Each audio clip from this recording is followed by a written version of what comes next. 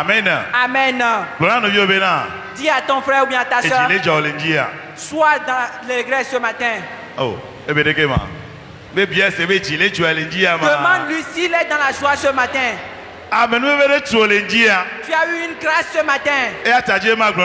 Alors je voudrais te dire, sois dans la joie. Alléluia. Amen. Demeure dans la joie. Car ce matin, le ciel œuvrera dans ta vie. Le ciel œuvrera dans ta vie. Je vais donner la parole à notre Père. Il aura quelques paroles pour nous. Avant d'écouter la parole de Dieu. Amen. Amen. Acclame très fort le Seigneur Jésus. Alléluia. Amen. Alléluia. Amen.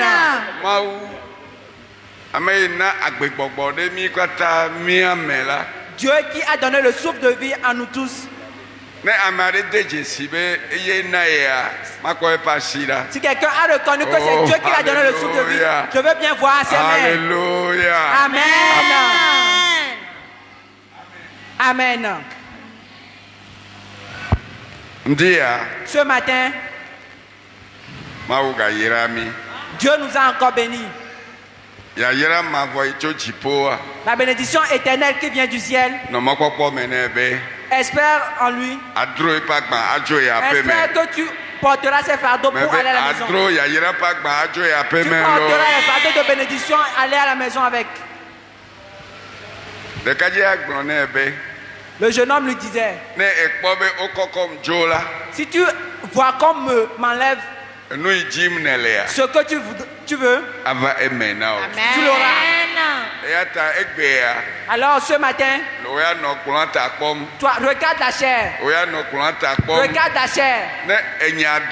Lorsque la parole sortira, lorsque la parole sortira, ce que tu recherches, Dieu passera par sa parole et te le donnera.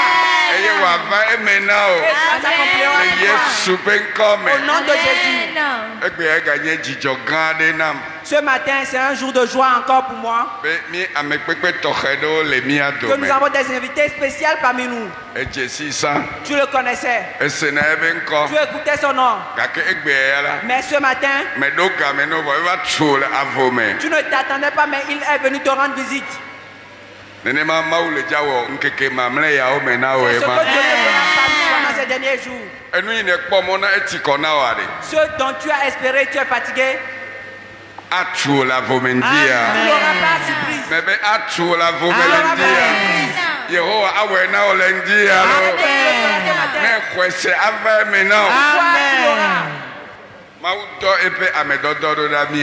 Dieu a envoyé son serviteur parmi nous. Comme il a fait dans les temps passés. Si tu le crois, ce matin il envoie son serviteur vers toi. Et à travers lui, ton histoire à ta destinée changera. Ce serviteur, c'est un serviteur spécial. Il ne sort pas à tout moment. Ce n'est pas chaque dimanche que nous le voyons ici. Mais Dieu t'a fait grâce ce matin que le serviteur de Dieu est venu vers toi. Amen. Sois éveillé. Ouvre tes oreilles. Dieu passera par lui. Évangéliste. Prophète. Amen.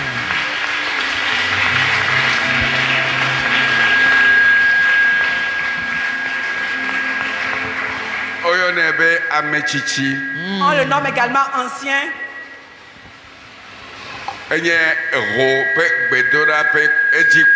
Amen. C'est lui qui gère le centre de prière de Ho. Si tu peux te lever et le souhaiter la bienvenue. Son nom est Yao Piasa. Yao Piasa. Amen. Au club après Noël et bien demain. Maman après à ça. Il est présent avec sa femme, Madame. Et voici que na Yesu ne pas gwetalo. Acclame le Seigneur Jésus pour leur vie. Voici que na Yesu ne pas gwetalo. Acclame le Seigneur Jésus pour leur vie. Mina mia globe miawe zole apetola me. Disons tous, soyez bienvenus dans le Seigneur. Ekotorika. Soyez bienvenus dans le Seigneur. Ekotorika. Soyez bienvenus dans le Seigneur. Amen. Amen. Amen. Ebe mauna yira milo. Que Dieu vous bénisse. Yira je comme volo. La bénédiction a déjà commencé. Amen. Amen. Mia no adele mia dome. Nous avons notre maman parmi nous. Elle dit que Dieu l'a fait de grandes choses. Voulez-vous écouter son témoignage? Voulez-vous écouter son témoignage? Dieu te fera également de grandes choses. Dieu te fera également de grandes choses. Dieu te fera également de grandes choses. Il est écrit. Satan a été vaincu par le sang de l'agneau. Et tout a cédé mais là et nous c'est tolo. Mia démon mia noa. Nous allons donner la parole à notre sœur ne wa gogomi pour qu'elle s'approche de nous. Amen. Amen. Amen. Amen. Amen.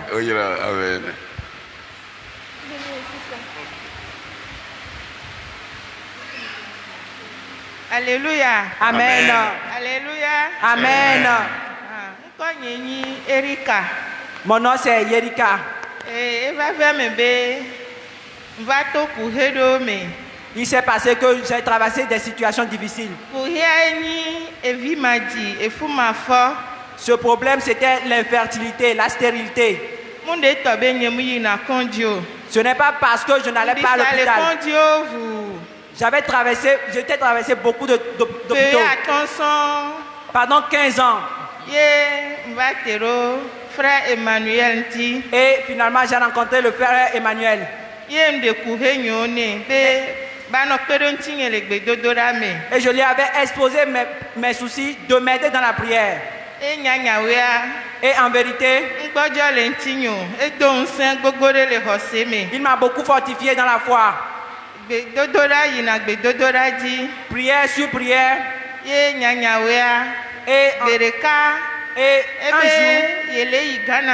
jour, il me disait qu'il allait au Ghana. Le prophète Seth chez le prophète Seth.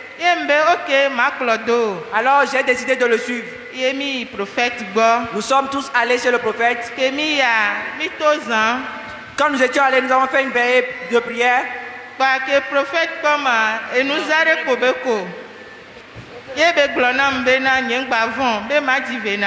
alors le prophète m'a assuré à me voir de donner naissance à des jumeaux. Et par la grâce de Dieu, il s'est arrivé que j'ai eu la grossesse effectivement.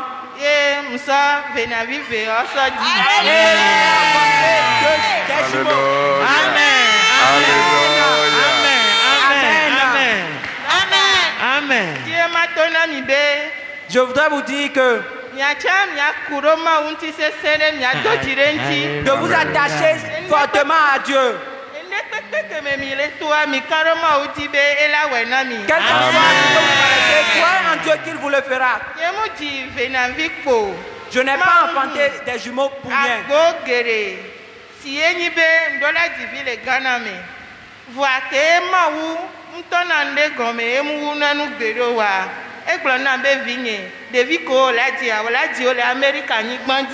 Alléluia. De grandes portes, Dieu a ouvert dans ma vie. Normalement, je devais enfanter au Ghana. Mais par la grâce de Dieu, Dieu m'a dit que j'enfanterai aux États-Unis. Et effectivement, il m'a aidé. Et effectivement, j'ai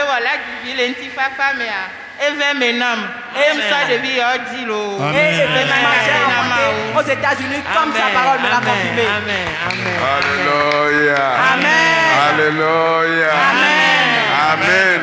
Amen. Amen.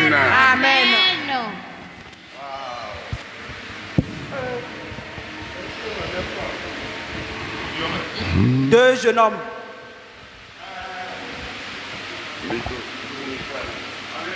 Amen. Levons-nous tous et que nos mains soient dirigées vers eux.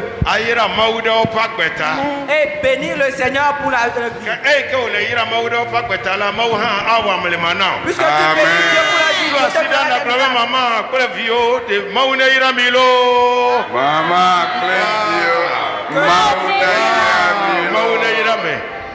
vie. Yavazu avocat auprès docteur. Amen. Yesu fa comme. Amen. Nyona milo. Amen. Yehova pasina no kwakwime. Que la main de Dieu soit avec nous. Le Yesu on comme. Au nom de Jésus. Amen. Amen. Oyira madalo. Amen. Tona marabena edo jinyalo. Edo jinyalo. Oh hallelujah. Amen. Yanaye. Allez vous asseoir. Egale wogelo. Egale wogelo. Yesu gale wogelo. Egale wogelo. Nyemawu gale wogenamlo. Egale wogelo. Egale wogenamiolo. Egale wogelo.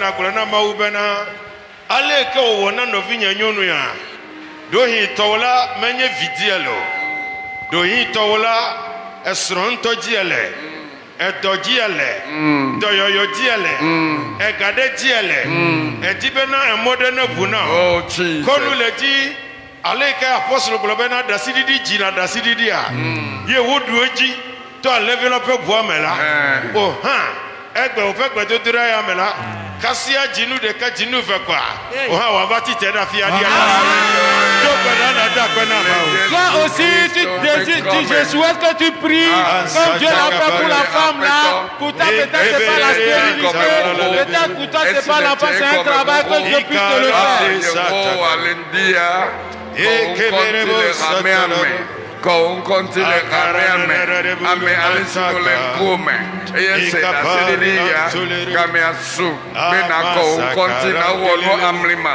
le yonu ade nutu ade pak beme bena on continue ga koke ne ba me le dia bena nuyo kata o tukole mokona wa ko me baba le Jésus Christ ben comme bientôt beaucoup now gloire à Dieu alléluia alléluia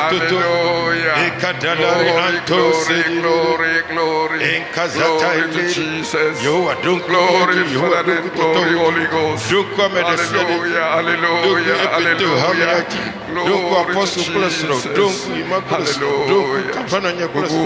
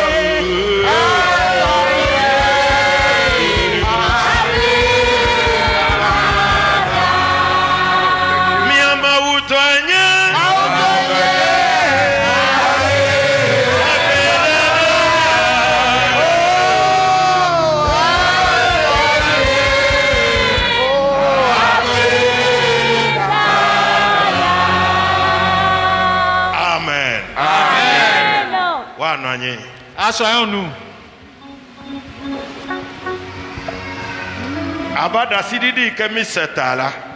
Concernant le témoignage que nous avons eu, il va falloir que nous prenions notre Bible et que nous rentrons chez nous. 15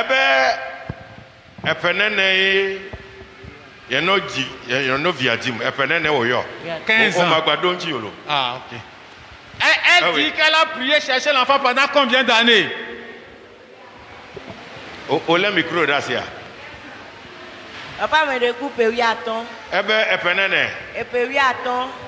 Elle a dit combien d'années? 15 ans.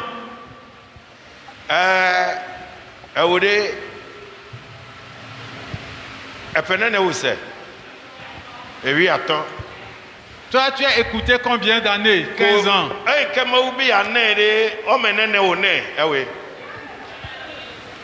Venavi.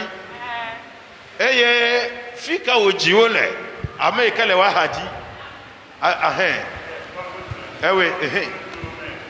O melesel.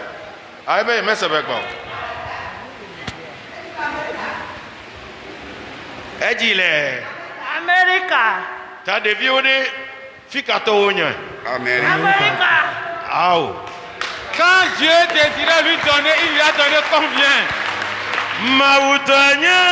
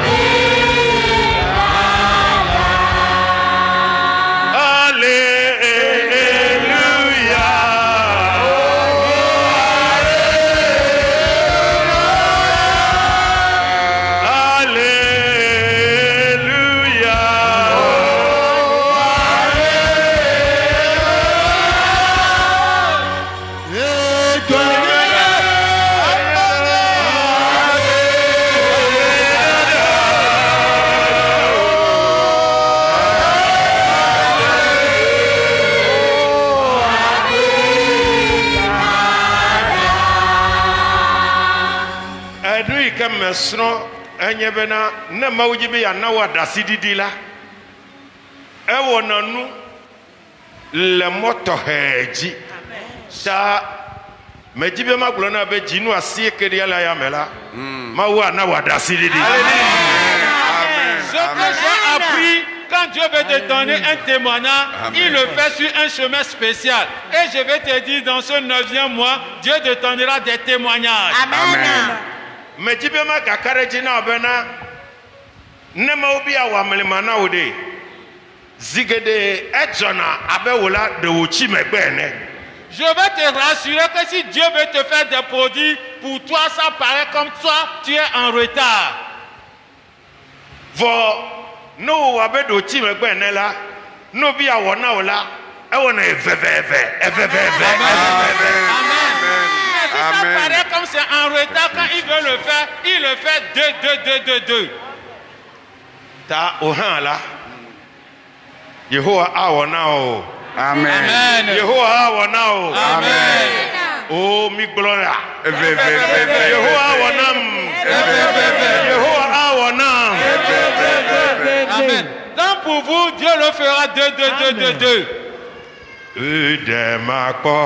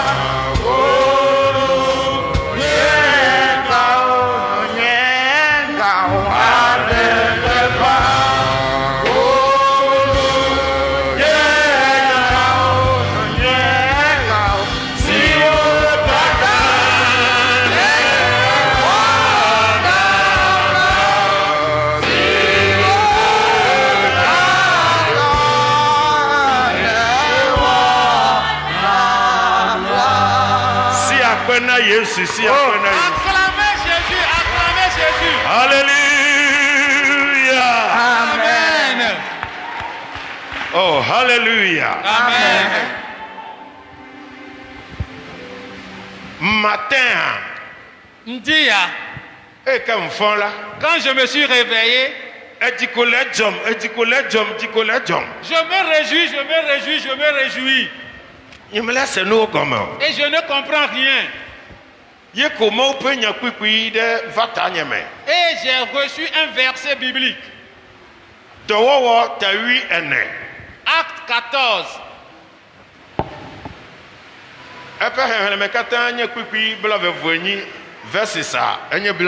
Il y a seulement 28 versets dedans. Quoi? Et je me réjouissais. Et j'écoutais la voix. Quand tu seras à l'église, fortifie les fidèles. Amen. Donne leur des témoignages. Amen. À leur côté. Amen. Qui ne sera jamais honteux. Amen. Dis-leur que Dieu fera des miracles dans leur vie. Dis-leur que Dieu leur ouvrira de nouvelles portes. Je ne savais pas que j'allais écouter ce témoignage.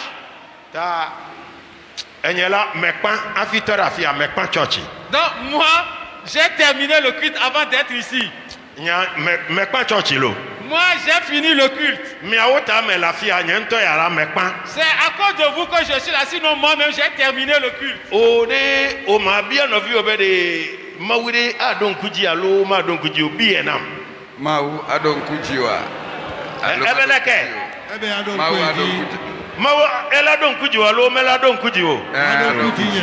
Mais demande à ton frère si Dieu ne va pas se rappeler de lui.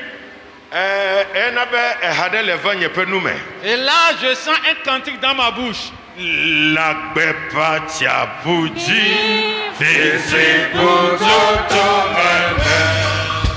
Puja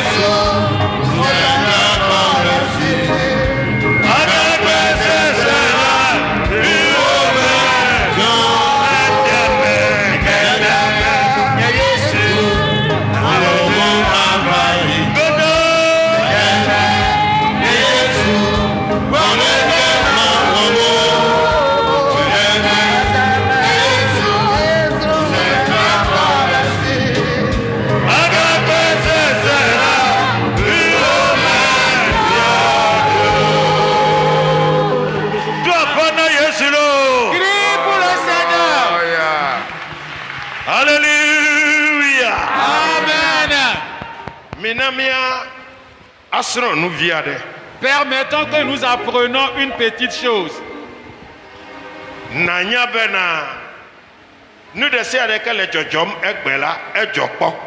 Pour que tu saches que tout ce qui se passe aujourd'hui, c'est une fois passé.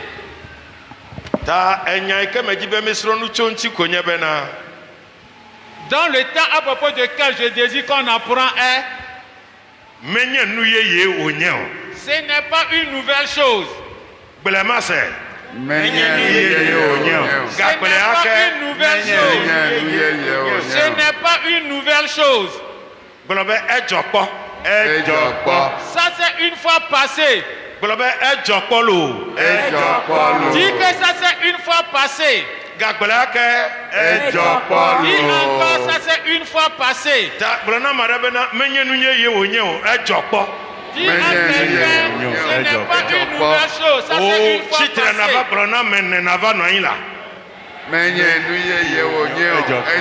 Ce n'est pas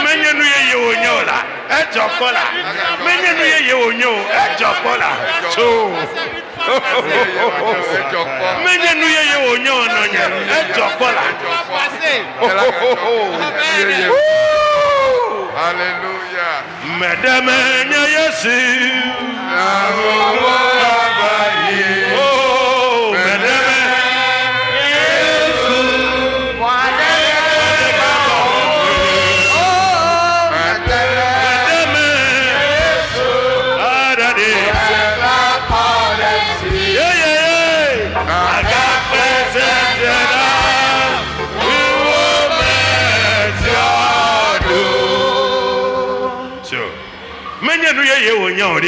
n'est pas une nouvelle chose. Ça c'est une fois passé.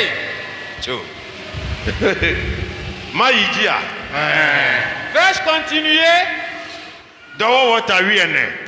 Acte 14 du premier verset.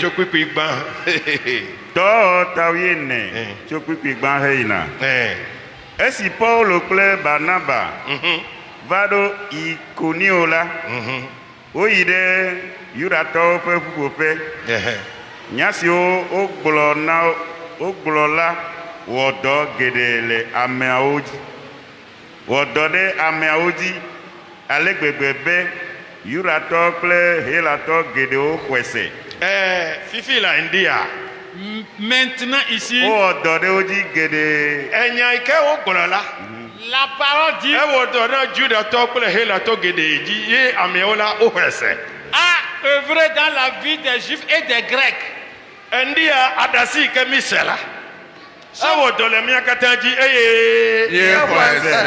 Ce matin, le témoignage que nous avons reçu nous a affectés et nous tous nous avons cru. Ce n'est pas une nouvelle chose. Ça c'est une fois passé. Continue, tu vas voir quelque chose.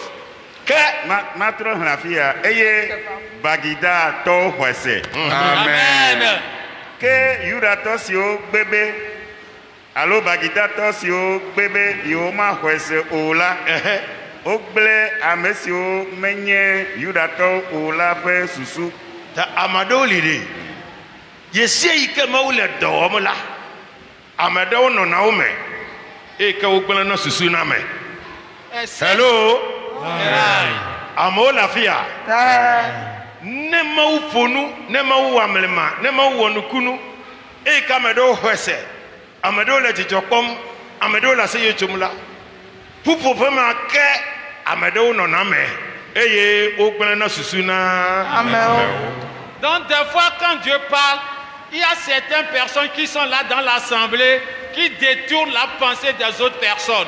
Alebe otso ɖe xɔsetɔwo ame dɔdɔawo nɔ afi ma ŋkeke geɖe. Elabe wowɔ nu ka otso ɖe xɔsetɔwo. Tala anytime yesie yi eye ke Mawu ƒe ha le zɔ ɖem la, ame ɖewo atsɔ tsitre bena zɔɖeɖea la netɔ. Parce qu'ils ont fait quoi? Ils se sont levés contre les autres. Donc, des fois, quand l'église de Dieu marche, certains se lèvent contre l'église pour pouvoir arrêter la marche de cette église.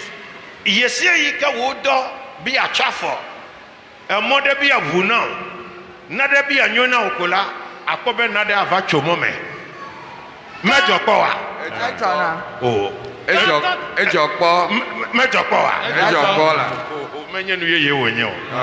alléluia. Quand ton travail veut marcher, quand une nouvelle porte veut t'ouvrir pour toi, tu verras qu'il y a des gens qui vont venir bloquer maintenant. Est-ce que ça ne sert une fois pas passé? Amedodo no afima nkeke gede. O fonu tso apetola unti. Jide potoe. Apetola de fiabe. Yepe amenu venunya la le eme. Amen. Eye oto wo di wo jesi kple nukunuwo gede. Amen. ta eyi ka mo le susu gblẽm na amewo la amewo tsitre ɖe enuwo ŋu la ema yi tututututu ma hã wɔ namelema. Amen. ewɔna nu amewo ɖi na ɖe ase. Amen. Eɖe ya le dzɔdzɔ. Amen. Ta mɛdzɔ kpɔ wa. o mɛdzɔ kpɔ. Et quand les gens témoignent, les gens veulent témoigner, il y a d'autres maintenant qui se lèvent dedans pour eux pour pouvoir empêcher ceux qui veulent pas que les choses évoluent. Et c'est de la même manière qu'aujourd'hui encore des gens se tiennent encore. Est-ce que ça ne s'est pas une fois accompli? Ke duametɔwo ma ɖe akpa eve me. Eduametɔwo wɔ nu ka. O ma ɖe akpa eve me. Les habitants sont divisés en deux. Akpa ɖeka le Yudatɔwo dzi eye akpa evelia le amedɔdɔwo dzi. Emegbe la, Yudatɔ geɖewo kple ame siwo menye Yudatɔwo o kpakple woƒe kplɔla aɖewo do nugbe ɖe amedɔdɔwo be yewoaɖe fu na wo ahafu kpewo. Amedɔdɔwo se nya la eye wosi yi Likaonia du siwo nye Lidia kple Derbe kple Nutomame dagblɔ nyanyui la. Ekpa ne naɖewo dzɔ ko la mama va na ame ɖewo anɔ ame gbegblẽwo dzi ame ɖewo anɔ ame nyuiwo dzi eye ame yiwo ke le nu gbegblẽ wɔm la enu yi ke wodzina be yewoawɔ konye bena yewoagblẽ ame nyuiwo ta ekpea wobe yewoɖoe bena woaƒu kpe Paul kpakple Barnabas ɖe enyanyui gbɔgblɔ ta na ya aɖewo le ƒoƒo la wɔ ame yi ke menya o eye mese nuwo gɔme o la ne mekpɔ nyuie o la ava de akpa gbegblẽwo dzi awɔ vu atsitre ɖe Mawu ŋu vɔ eme tso nuwo la ekue ɖe me na wo. Tu vois, des fois quand des choses se passent, il y a une division. Maintenant, il y a ceux qui vont du mauvais côté et ceux qui vont du bon côté. Maintenant, ceux qui vont du mauvais côté, ils se lèvent maintenant contre ceux qui vont du bon côté et cherchent à les détruire. Et c'est de la même manière que ici, les gens qui sont de mauvais côté se sont élevés pour pouvoir jeter des pierres contre Paul et Barnabé. Et des fois, quand ça se passe comme ça, si tu ne sais pas faire, toi, tu vas s'associer avec les gens du mauvais côté, cherchant maintenant à détruire ceux qui sont du bon côté. Et maintenant, la colère de Dieu maintenant va maintenant atteindre maintenant les gens qui sont du mauvais côté. Azɔ la, ŋutsu aɖe le Listra siwo dzi wònye teku nɔ eye mezɔ azɔli kpɔ o.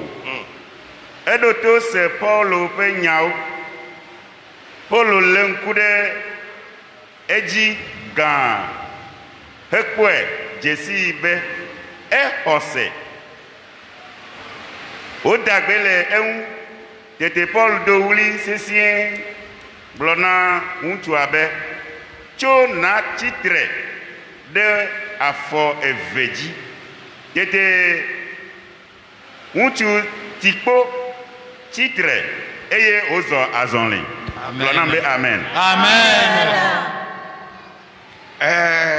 Mise mebe eta nya ka ŋue me le nu ƒom le fifia. Écoutez, je dis sur quel thème je parle. Dada. Maman. Mais la fille a comment? Tu ne regardes pas ici. Mais prenez bien, il y a quoi l'homme là. Dites à elle que c'est d'elle je parle. Quel est mon thème? Comme micro Igbo. Donne le micro.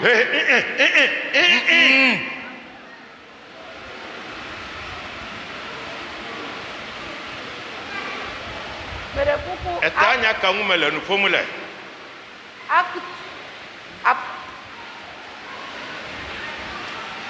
14, verset 1. Ebeleke. Edo fait agbanle etayo ne ko pigan.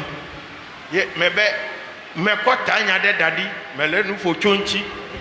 Etanya me na mi gble. Ye me be mi gble na mi anone o. Me jibe nyama enyama. Na chimi apeta ma fi mi adole ho ya me. Amen. Amen. Enyama me gula. Na o me gula pa egbe wo ma adole church ho ma. J'ai pris un thème et c'est sur le thème là je parle.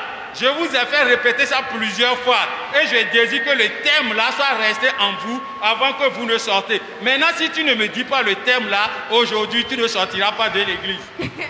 Non, mais voilà, afia comme un avatora, ma goloma ou nyakpan, afia ou un akpan. Si tu ne le dis pas, je vais te faire venir rester à la chair ici et c'est quand je terminerai le culte que toi aussi tu vas finir. Papa me de kuku ole klonya to tepe mana mi bena ame ado nye ame nyo. Ochi home ekpa. Aujourd'hui tu vas dormir à l'église. Ekpa. Aujourd'hui Ochi hoya me. tu vas dormir dans cette église.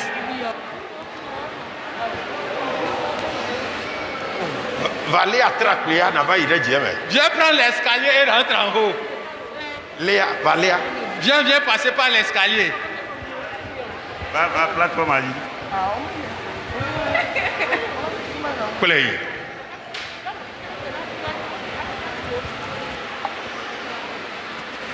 Afi quelque moment elle est là du haut do.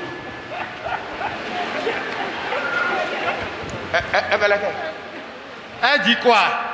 Quand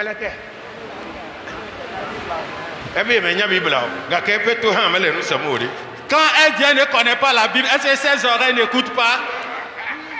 Va l'accompagner.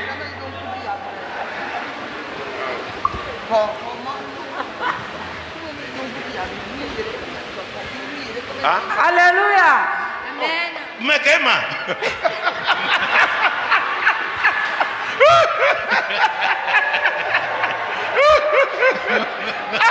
si après Yesu ndi Acclamez le Seigneur.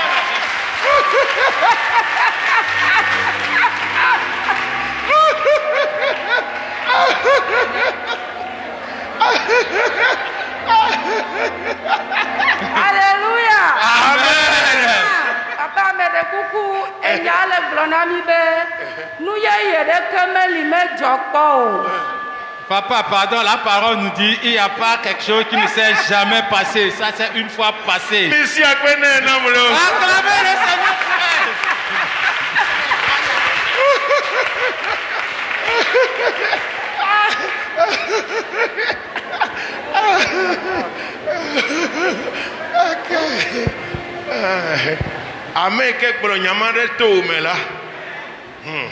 La personne qui a suscité ça dans tes oreilles. J'ai vu que quelqu'un t'a chuchoté ça. Ça c'est une fois passé. Dis-toi même que ça c'est une fois passé. Alléluia. Amen. Namadele Jode, Ejoko. Namade Blanchiola, Ejoko. Amen. Namade Fiasiola, Ejoko. Amen. Namade Duagbala, Ejoko. Nogba Madela Chupela, Ejoko. Namade Ledola, Ejoko. Si quelqu'un t'insulte, ça c'est une fois passé.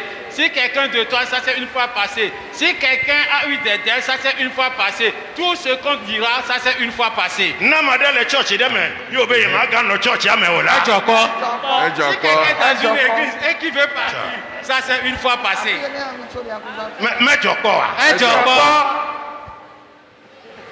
Konami est de la church, Yamede, Kachacha, Eba. Et quand la personne quitte l'église, est-ce que l'église est fermée? Dis-toi que permettez-moi d'écouter, ça c'est une fois passé. Amen. Amen. tala n'oto na mikpa n'oto yi na se ko la na to na kodusi na komiame na yo wo jigbe nko na gboro na ba chona kosi o chok koshwa deudi elabana donc une fois en allant regarde toi-même et prends calme et dis-toi Nicolas, oh, ça c'est une fois passé. Na jichi de na nu na jiafi de na mono. Amen. Et cherche de l'eau, tu bois et couche-toi quelque part pour te Bible reposer. bana enu ye de ke me le reate et que La Bible dit il n'y a pas de nouvelles choses sous ce soleil qui ne s'est jamais passé. Alléluia. Amen.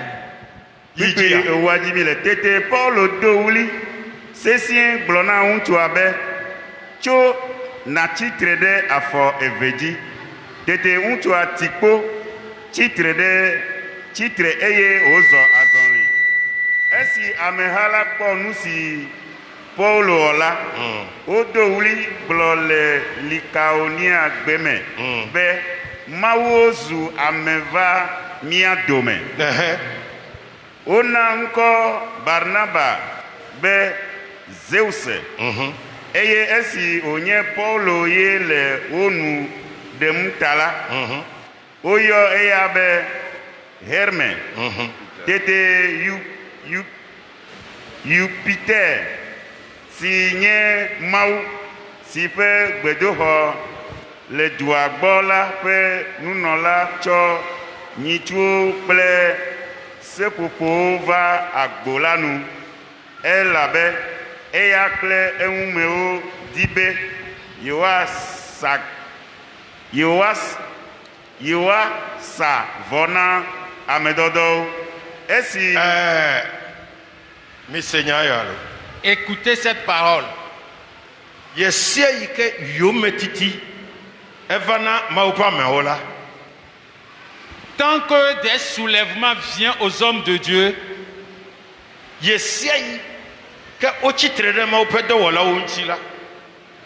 tant qu'on se lève contre les ouvriers de Dieu,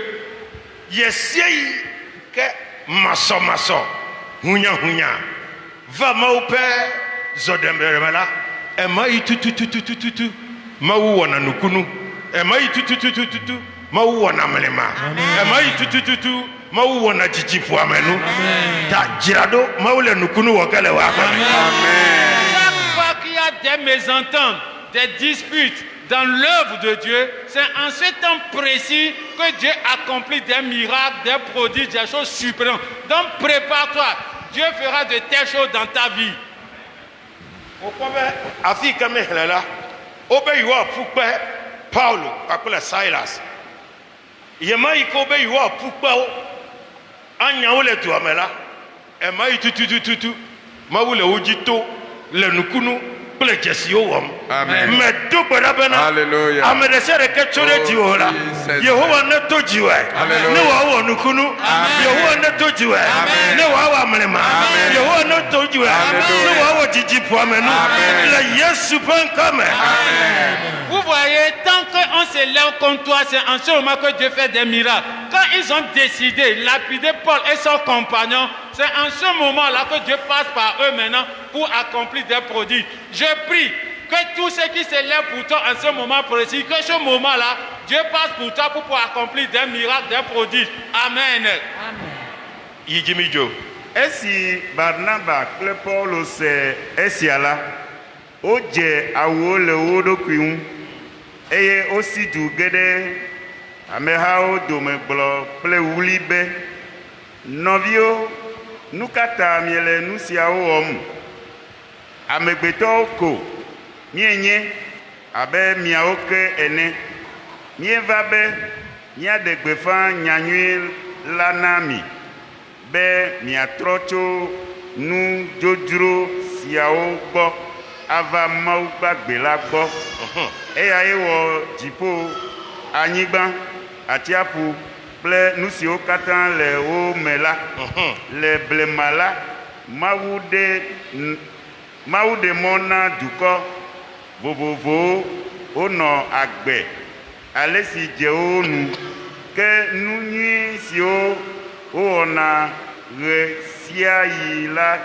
dia dase be eli vava ewa domenyo ena chi jaja na mito jipo nukuno o onale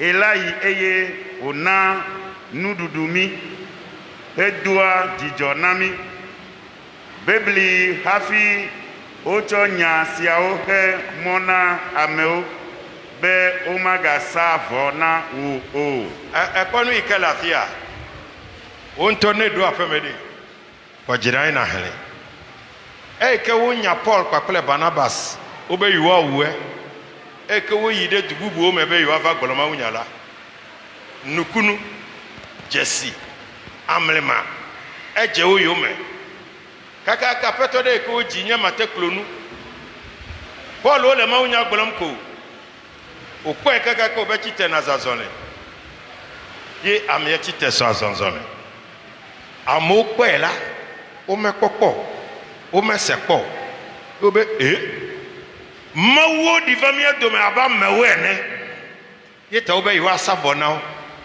chugbe ekelele nya ya sama wopenu wona ukata anye nukunu nukunu nukunu nukunu nukunu nukunu amen. Vous voyez ce qu'il y a ici, une fois arrivé à la maison, toi-même prends le temps pour pouvoir bien lire. Paul et Barnabas, quand ils étaient là où les gens voulaient les lapider, ils sont partis dans une contrée et quand ils ont commencé par témoigner, Dieu a opéré par eux des signes, des miracles et des prodiges. Et il y avait un paralytique. Et Paul a prié et il s'est levé. Quand les gens ont vu ces choses-là, ils ont essayé de faire quoi? De faire des sacrifices pour eux, disant que des dieux sont descendus en forme d'hommes parmi nous. Maintenant, toi aussi, quand tu vas partir, que des miracles, des prodiges s'accomplissent dans ta vie. Des miracles et des prodiges s'accomplissent dans ta vie. Amen. Amen. Afia ka helame lela no helayijila obe mawade lizika wojipo kwa kola nyingba achapu kwa kola menu katan eyi de oba ide edemona megbeto benu de sia de ke jamesia menula atan awe ga ke fifia eta mo de kade dadi emo anye Yesu Kristo Amen. Nejibia yide jipola Yesu Kristo jinato Amen. Nejibia yide fofola bola Yesu Kristo jinato amen. Subo vovoli kaka de kape enye ikefia mona yinade jipo e amoma la enko eko otojila enko anye Yesu Kristo ezamela meko kekeli ezamela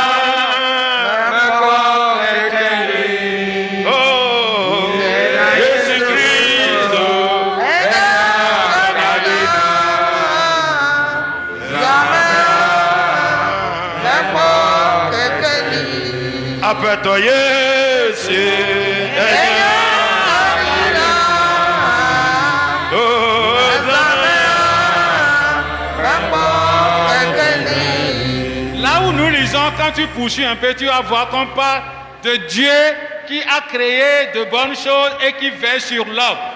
Et en ce moment-là, il a donné l'opportunité à l'homme de faire tout ce qui lui plaît. Mais aujourd'hui, il a tracé une seule voie par laquelle nous puissions arriver au Seigneur. Et cette voie-là, c'est Jésus-Christ. Et c'est par lui seul que l'homme aujourd'hui pourra être sauvé.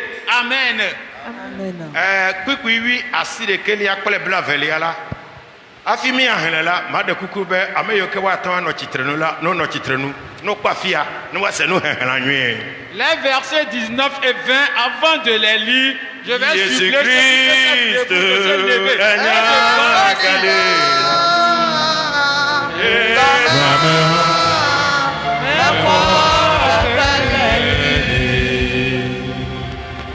Que Yudato Adeocho Antiochia, le Pisidia, le Iconia, va afima, otro amehala pe susu.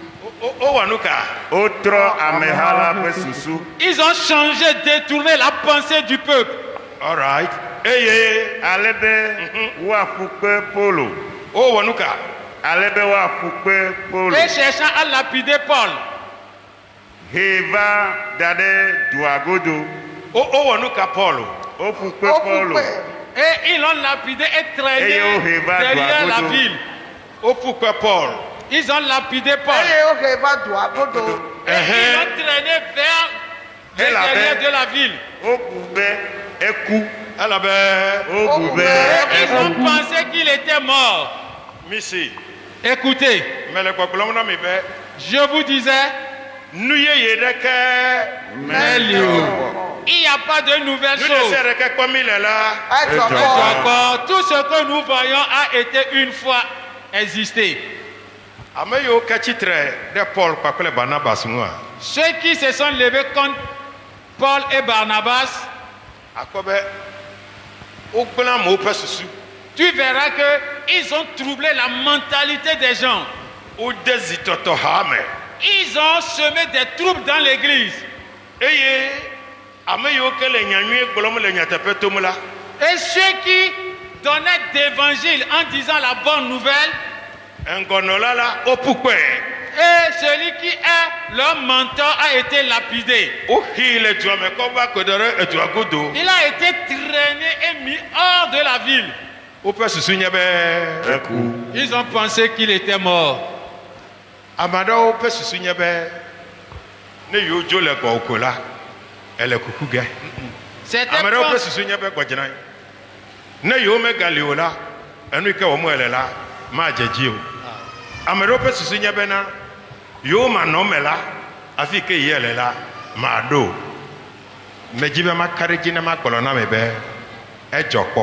Amen. Menye epitome ye enu ya le comme jamelo. Ejo le ha vo me. Yake e ha kotogali. Amen. Makareji na be. Amerika le mokpom na be na opeto wona agbenela alakai. Amen. Amerika le mokpom be na adu agbala alakai. Amen. Amerika le mokpom be na wanya wala alakai. Amen. O dompe mava korona be na obube. Allo mele no hehna ma obube eku ke esi nusrolo va ko hlen la ke esi nusrolo o va ko hlen la nuka wa mile zan ya nkeke ya me nuka wa mile fifi lai mi so wa pa ya la clap for mi va popu va abe ma opeha. Amen. Enu iko bube kula. Agbe. Amen. Amen. Oh. Que esi nusrolo va proclamer là. Efon. Ewonuka. Efon. Ewonuka. Efon. Ewonuka. Efon. Esi esunye.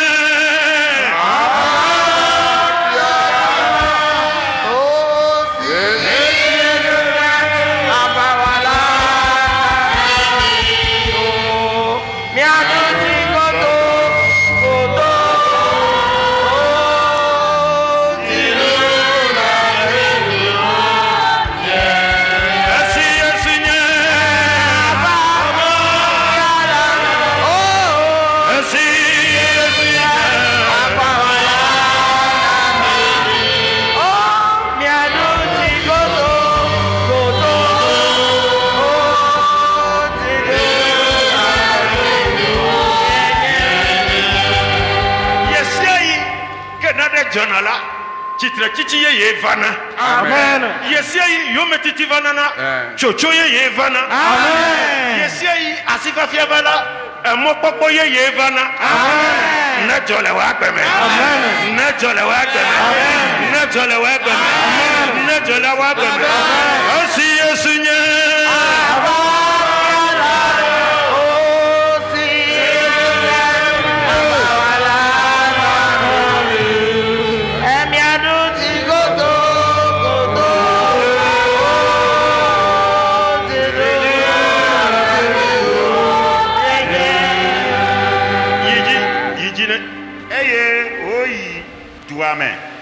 Ochitre eye oyi tuame fifiafi mile kekeke fifiafi mia kekeka. Amen. C'est maintenant que nous allons nous éveiller. Amen. Nous allons nous réveiller.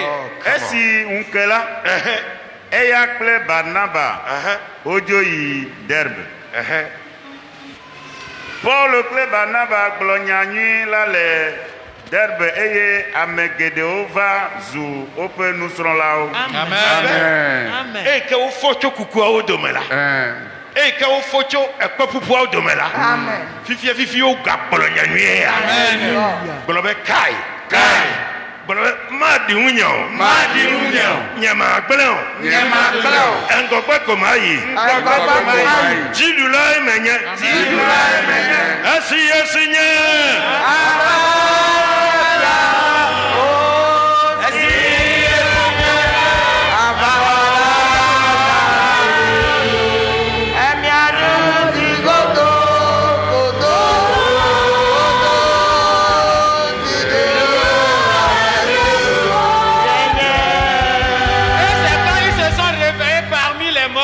Ils se sont réveillés des gens qui ont été lapidés, ils se sont levés et sont allés de l'avant. Dis que cela ne s'accomplira pas dans ma vie, cela ne m'arrivera pas, cela ne m'atteindra pas. Emegbe la, wogbugbɔ va to Listra kple Ikonia, heva do ɖe Antiochia le Pisidia. Wodo ŋusẽ nusrɔ̃lawo. Owanuka. Wodo ŋusẽ nusrɔ̃lawo. Afi ke wo kpukpawo le, afi ke wo nyawo le, afi ke wo gblẽ wo ŋu le, afi ke wo gblẽ woƒe ŋkɔ le la, emegbe wo gatrɔ va afi ma. Amen. Ye ale ke nua dzɔ la, wova do ŋusẽ nusrɔ̃lawo. Amen. Wova de dziƒo na wo. Amen. Kplɔ na wo be edzɔ. Amen. Là où ils ont été lapidés, là où ils ont été renvoyés, là où ils ont été frappés, ils sont revenus en ce milieu-là, fortifiant les fidèles qui sont là-bas, les encourageant, leur disant que ça c'est une fois passé. Eye wode dziƒo na wo be woalé xɔse la me ɖe asi. Owanuka. De tenir leur foi. Nyateƒetɔe. Amen. Woalé xɔse me ɖe asi. Kple nya siwo be. Kple nya yawo be. Ele na mi be. Míakpe fu. Hafi age ɖe Mawu ƒe fiaɖuɖu la me. Amen. Ele na mi be. Il va falloir que. Gbɔdzra. Miame yiwo ke le afi ya. Ele na mi be.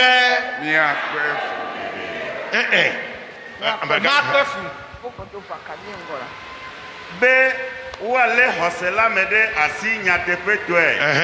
Kple nya siawo be. Ele na mi be. Míakpe fu geɖe.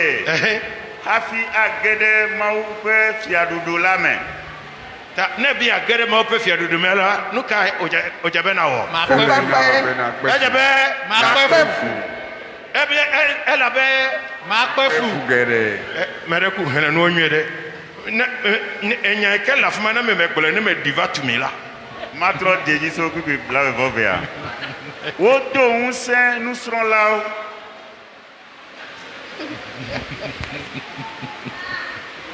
Akpe. Wodo ŋusẽ nusrɔ̃lawo eye wode dziƒo na wo be woalé xɔse la me ɖe asi nyateƒetɔe. Me gblɔ xlẽ ɖo. Wodo ŋusẽ nusrɔ̃lawo. Xlẽ ne woaxlẽ kplɔ wo ɖo. Wodo ŋusẽ nusrɔ̃lawo. Eye wodo dziƒo na wo. Be woalé xɔse la me ɖe asi nyateƒetɔe. Kple nya siawo be. Ele na mi be. Miakpe fu geɖe. Hafi age ɖe Mawu ƒe fiaɖuɖu la me.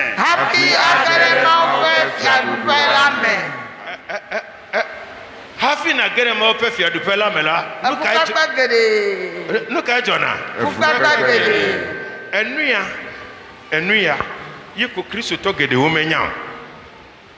Eya ta, na ya vi ɖe ƒo ko la, ebe meka church. Ne nye vi ɖe tui ko la, ebe nyamaga ichechio na mereji ebe mi chom ya peha nejedo amerika me vasre ko ko leba mejedo kro o me va kene ba me de ne vasra ode enyanu ikele jojom da me mahajia mi do nyawu na ma obe ele na me be mi akpefu gede afi yewo ele fukwe amere ha le fukwe gake fukwe kwa amesia metole yewo le wo fukwe kwa mela ba me de ne va kwa ira vonu ike kwa ma me le la o ha me nyan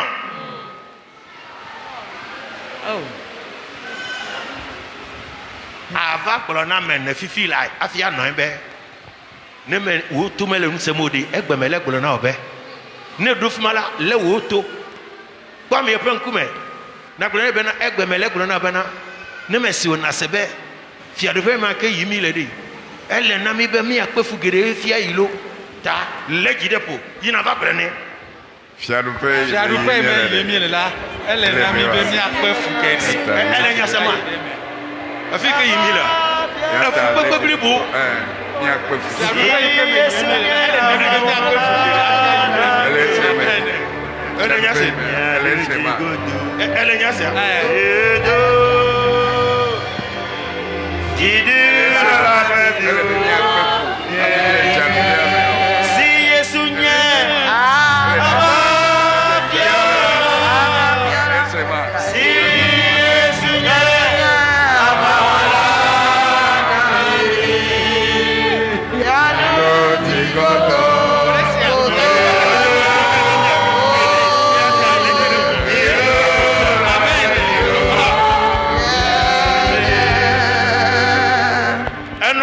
Antonio novinho eko ejebe mi akpolo mawunya pupui mawunya chimatoe na hoseto elabe hoseto kata bube Kristo subosubo meme kemi fade mi ma dogo na de kew tala ne nu vire nya jokola me chom ya pe ha kafia be mele jijimbe ya ide jipo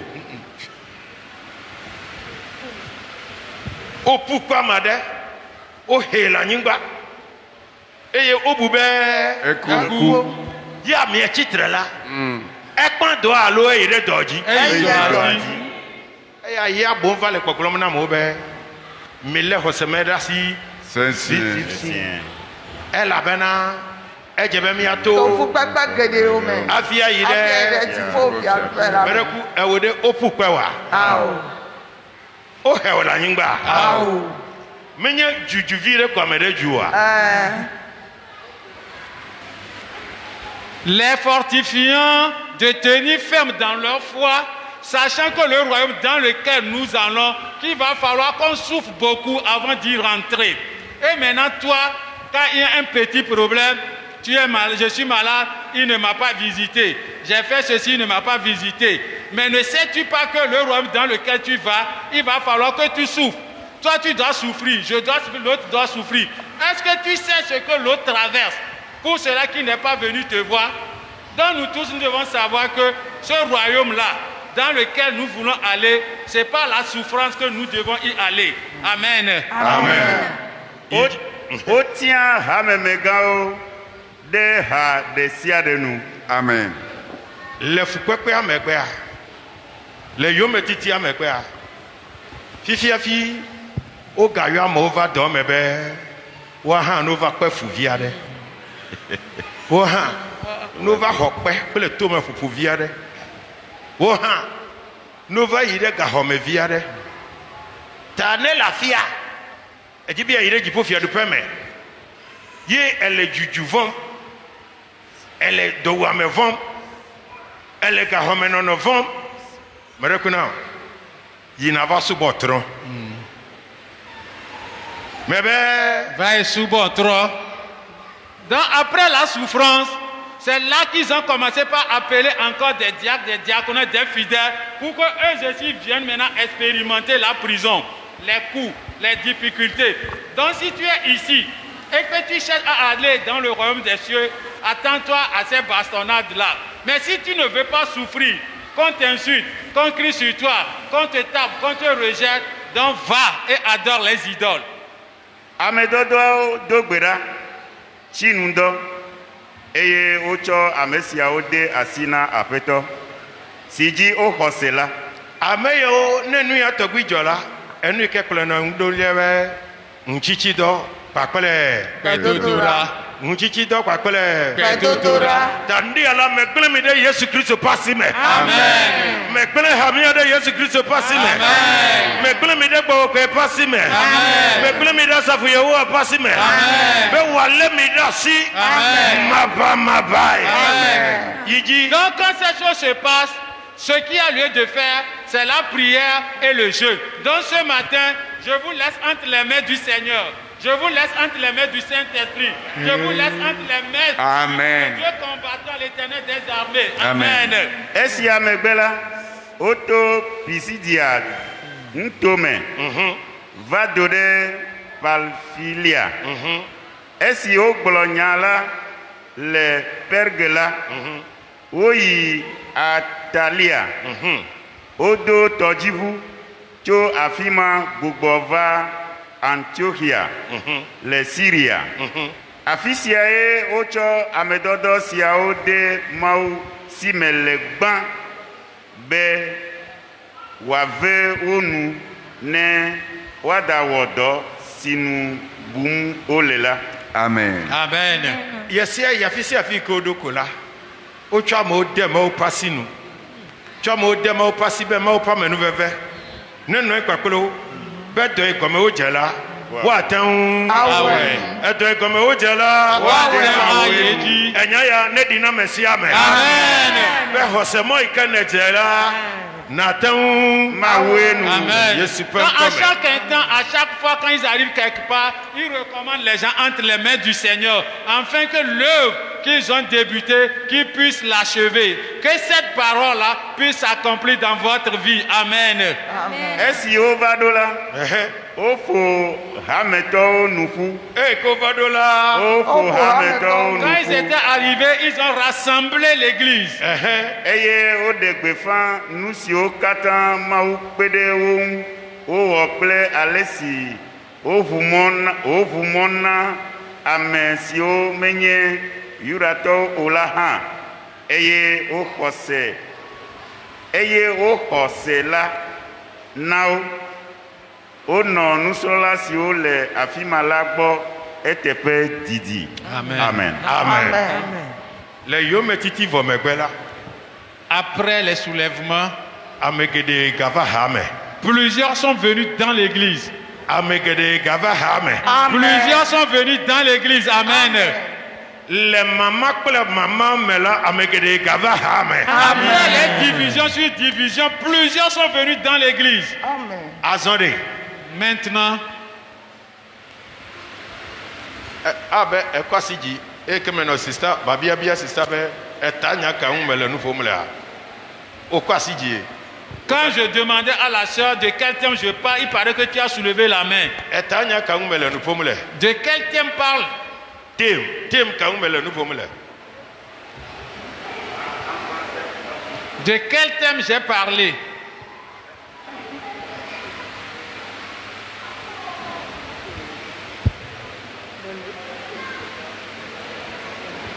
bare kune eye ke me ta le ŋu ɖo ko ne va tɔ ɖe afi sia ne nye mekpã o la manɔ anyi o.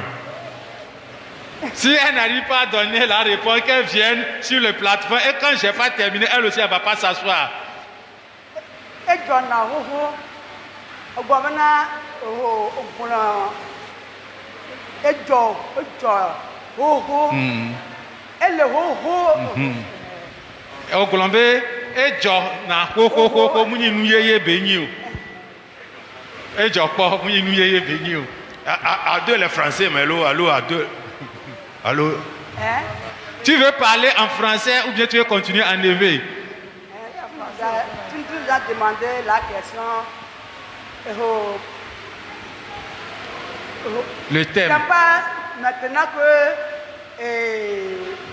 il y a afia eke na va tɔ ɖo a ye koe ne le vɔvɔ nenea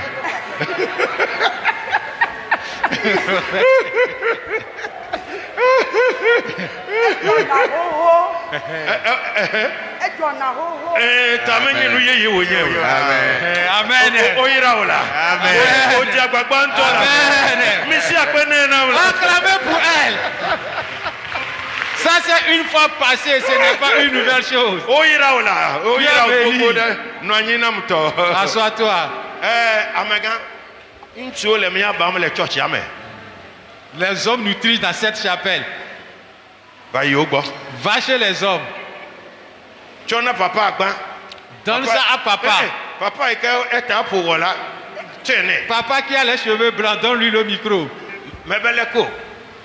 J'ai dit quoi?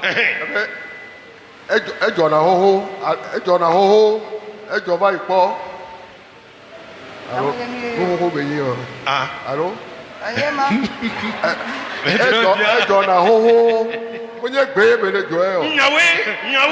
Oui, c'est une vérité. Acclamez notre papa.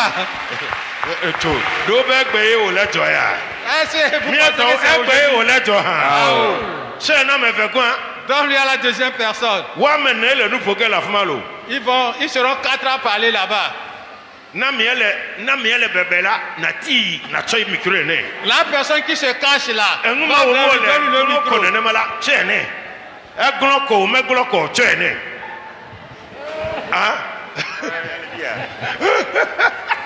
Ce qui se passe aujourd'hui, ce n'est pas de nouveau dans le monde entier.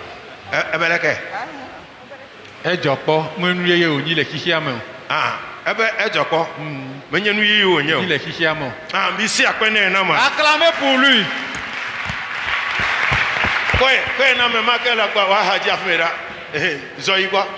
Va chez l'autre là, donne-lui le micro. 2 ont parlé, il reste encore 2 personnes. Oh. Donne-lui le micro.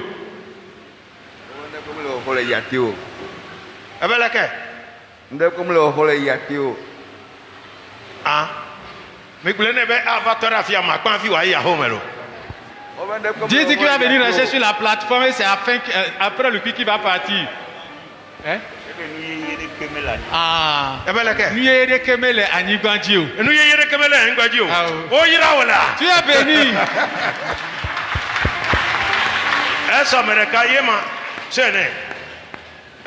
La dernière personne. Oh, c'est non mais.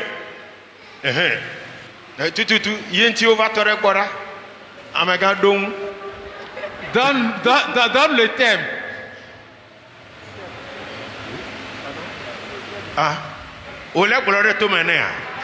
Tu lui chuchotes ça. Oui, c'est ce que les autres ont dit. Tout ce qui arrive aujourd'hui est déjà arrivé avant. Et nous les Bia, au Jova Iko. Acclamez Jésus.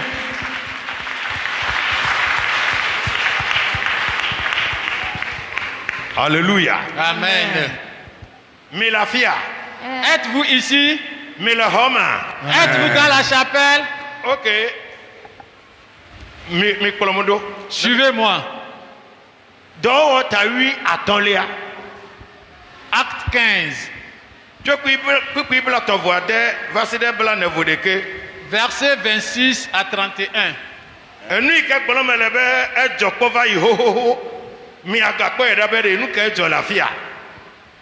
Ce que je disais que ça s'est déjà passé. Chapter 15, verse 36 to 41.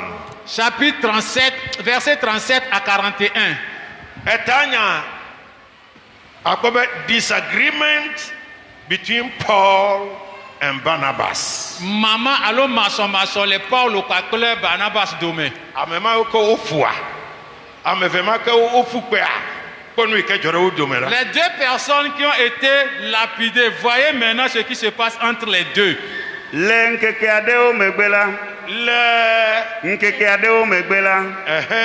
Paulo glona Barnababe. Namia gbugbo ayi adakpo novicio mieglo apeto lapenya na le du de sia de melada. alebe mianya alesi ole anyi. Okay. Barnaba dibe yoa kplo Johannes amesi ona nko ebe Marco ande asi. Que Paul bube mesobe yoa kplede asi o. Elle avait un bougbole yo me chan. Elle avait un bougbole yo me chan. Parce qu'ils nous ont délaissés par le passé. Les Palmilia. Palmilia. Eye mewo doa de. Eye mewo doa. Yi eji ple yo o. Paul ple Barnaba vlinyasia unto. Paul kule Barnaba. O vlinyasia unto. Paul kule Barnaba. O vlinyasia unto. Paul kule Barnaba. O vlinyasia unto. Paul et Barnabas ont disputé à propos de ce sujet. Eye oma cho. Oma cho ne ogbo. Et ils se sont séparés. Barnaba polo Marco de asi. Eye odo tojibu yi de Kipron. Que Paul tia sila pede edokwiun hameto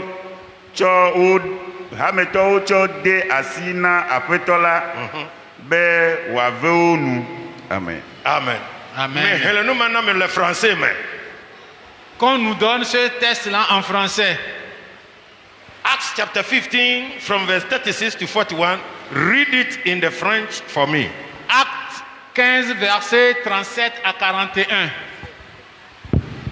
Acte 15, le verset 35 à 41. Paul et Barnabas demeurent à Antioche. Non, 37. Barnabas voulait emmener aussi Jean, surnommé Marc. Mais Paul jugea plus convenable de ne pas prendre avec eux celui qui les avait quittés depuis la Pamphylie et qui ne les avait point accompagnés dans leur œuvre. Ce dissentiment fut assez vif pour être cause qu'ils se séparèrent l'un de l'autre. Et Barnabas, prenant Marc avec lui, s'embarqua pour l'île de Chypre. Paul fit choix de Silas et partit, recommandé par les frères à la grâce du Seigneur. Il parcourut la Syrie et la Cilicie, fortifiant les églises. Amen. Amen. Hello. Hi. Ça c'est une fois passé ou pas? Barnabas. Par contre, Paul. Les deux, t'as eu à ton mêlé. Apostole de Bera, Chiunda, Sassi Daroji, Domo Beno Innova ou Apatopedo. Barnabas et Paul dans Acte 13, l'église ont prié pour eux et les a congédiés pour le travail du Seigneur. C'est le Saint-Esprit qui les a envoyés. Jean-Marc Drassi. Et en allant, ils sont partis avec Jean-Marc. Jean-Marc de Barnabas peut énumérer Yovier. Jean-Marc est le neveu de Barnabas.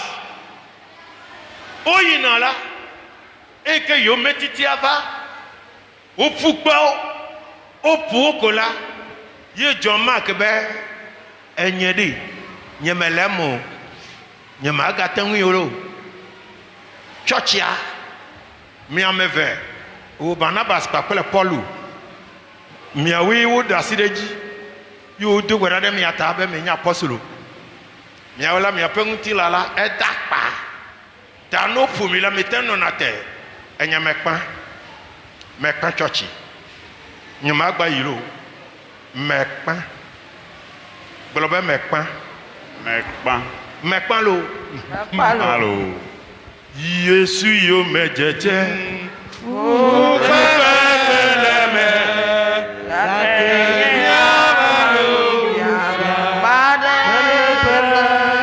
Yesu yo mejeje.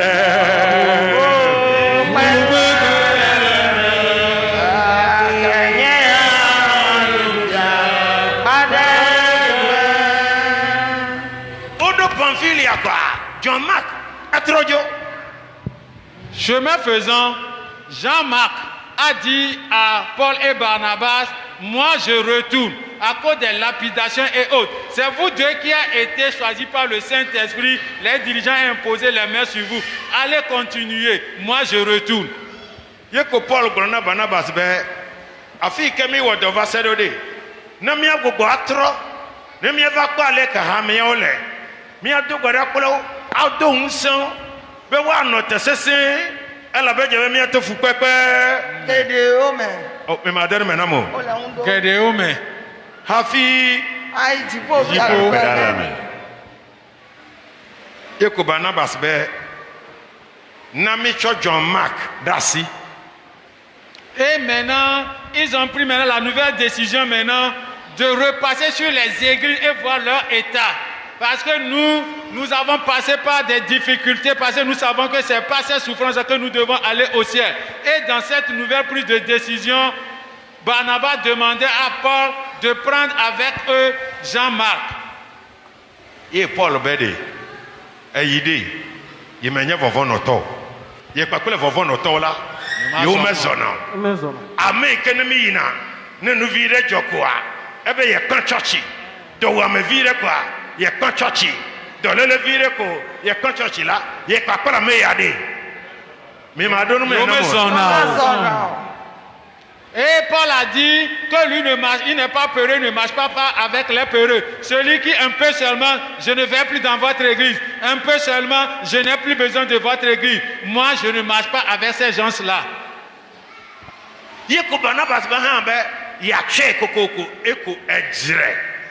The Bible says a sharp contention.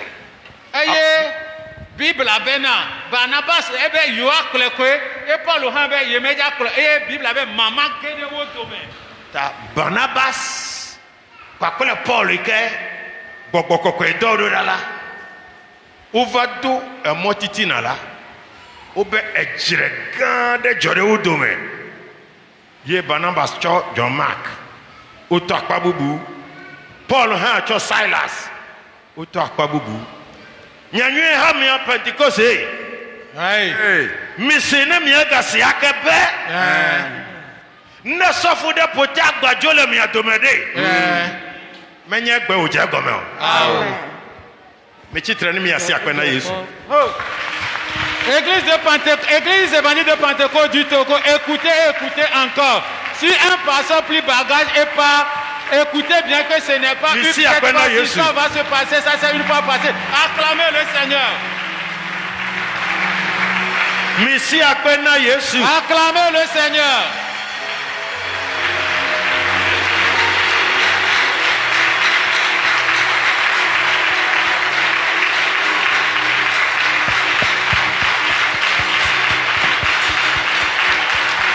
Alléluia. Amen. Amen. Enu ye yereke. Ejo. Menye gbeye. Amen. Amen. Il n'y a pas une nouvelle chose. Ça c'est une fois passé. Ye mi sebe. Safu de pota gbajo. Mili. Safu ya pota gbajo de. Barnabas pota gbajo. John Mark. Mi wunu nam. Paul. Silas. Kune jole blemade. Agajo. Kune jole kema opehade egba. Donc si vous êtes là, vous écoutez qu'un pasteur a plié bagage et c'est parti.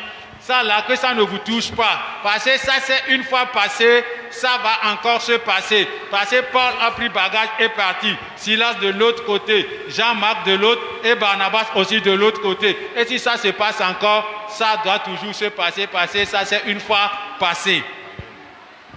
Et Paul, pour le Silas, au Gavado, Philippi, le Macédonien là. Au cavale au-dessus de... Paul et Silas arrivés à la Macédoine ont été emprisonnés. Asseyez-vous. au poète d'Abionchi, Galeo Touré. Ils ont été frappés, lapidés et blessés et emprisonnés. Je veux vous rassurer.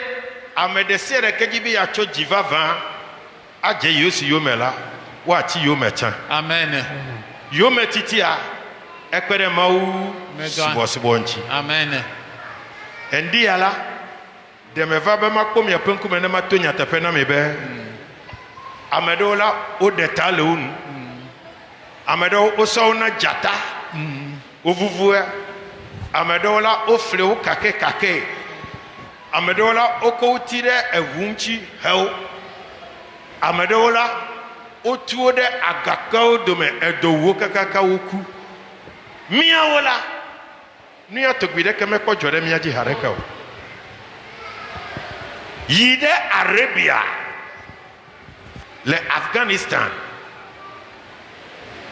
le Tukinu Tome Chine n'ava pas aller que au ti Christ to de Kame ou le tout dao ta ta ta ta ta ta ta ta mi amayo ke la fiade ne ma ou me fe mi anu enu ya to gbidoda de mi agbola mi akata mi agbe nous le Christ gbo ala be nous vide ko la nous vide quoi ko mi apa bo me gba kaka me ya wala etu le jiwo asubo Christ alo ma asubo yo ami ebe na eyo me ko ma je toyi o da strong o da view o bi abe asubo alo ma asubo enu ya to gbire keme jore mi aji o ye ko foto enu vide keme adu afi keme amro dole le vide e ganya vide e sron we foto me na o vide bi akobe de wa du sen le wonu me ha ye be ye fa agba bi ejo afi ke yele de nnenya be na ya e konto wa to nku omere Saint, Saint, Amen. Saint, Amen. Saint, Amen. Saint le Christ, Amen.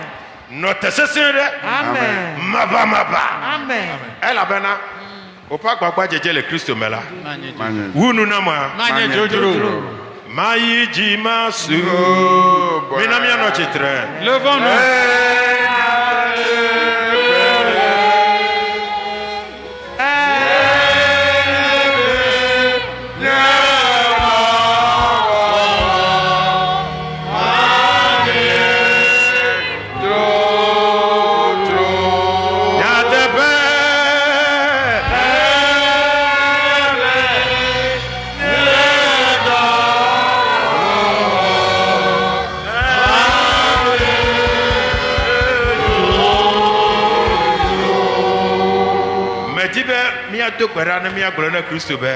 Je veux qu'on prie un peu. Demandez au Seigneur de tenir nos mains.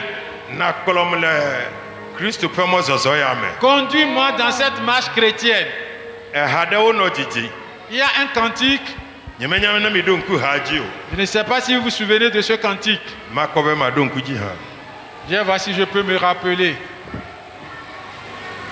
Le couple agbeme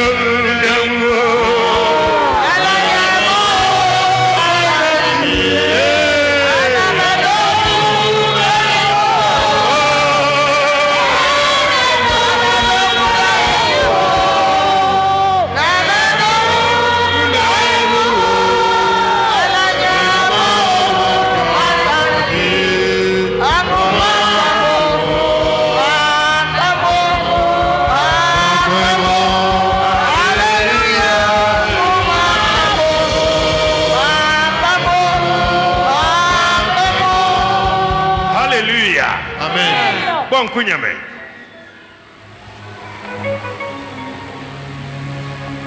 Amaga. Nous quand tu me pour nous lundi.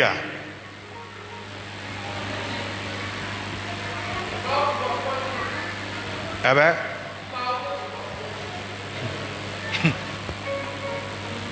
Sona fofonya. Ameva quoi? Nous quand tu me pour nous lundi.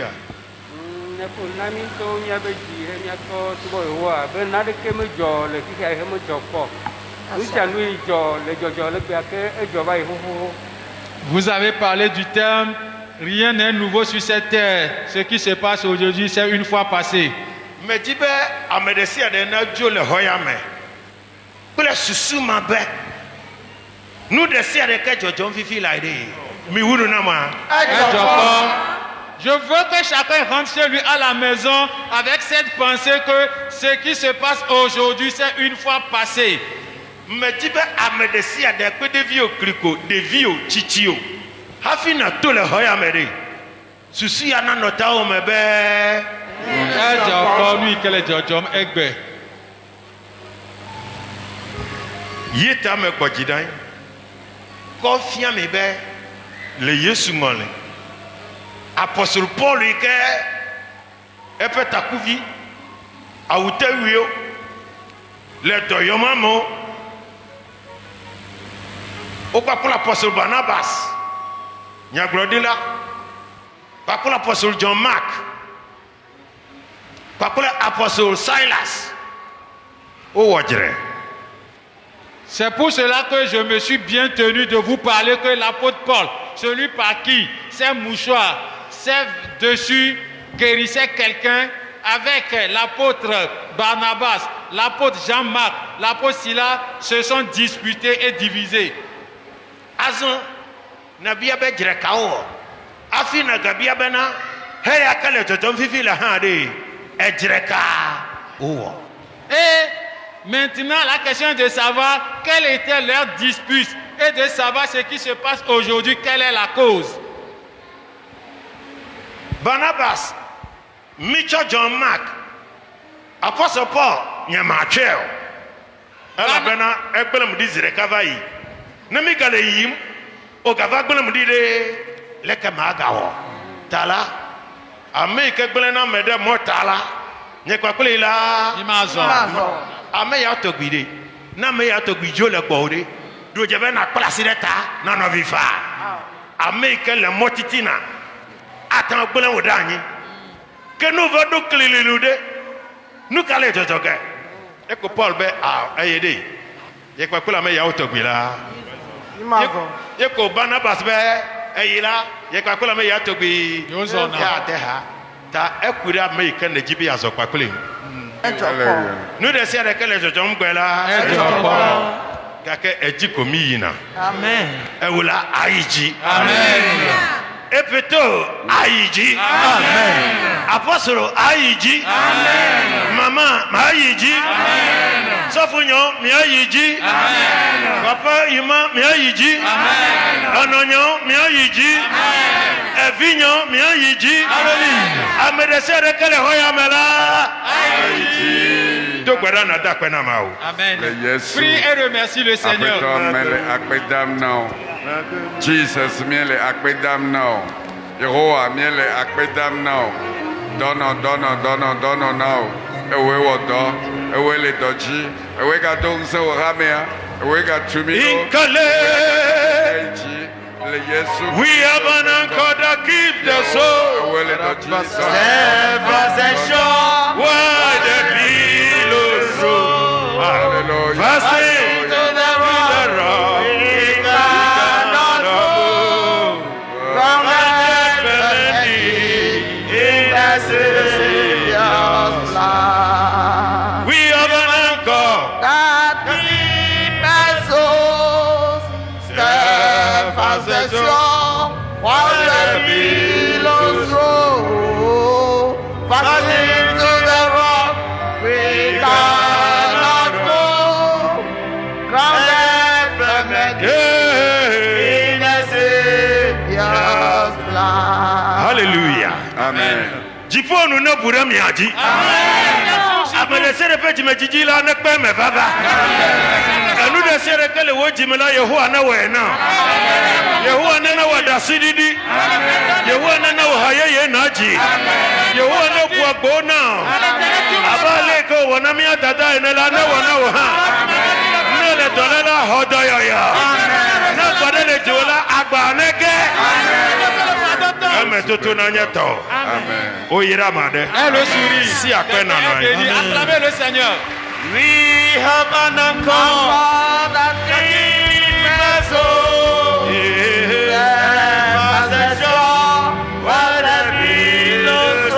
Hallelujah.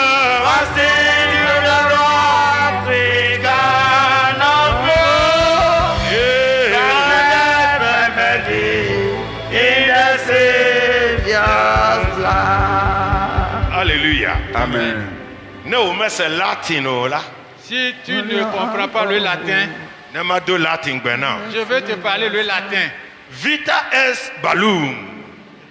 Vita est balum. Ogunavenus astrogant. Amen. Mi bien be comédie. Papa est comédie.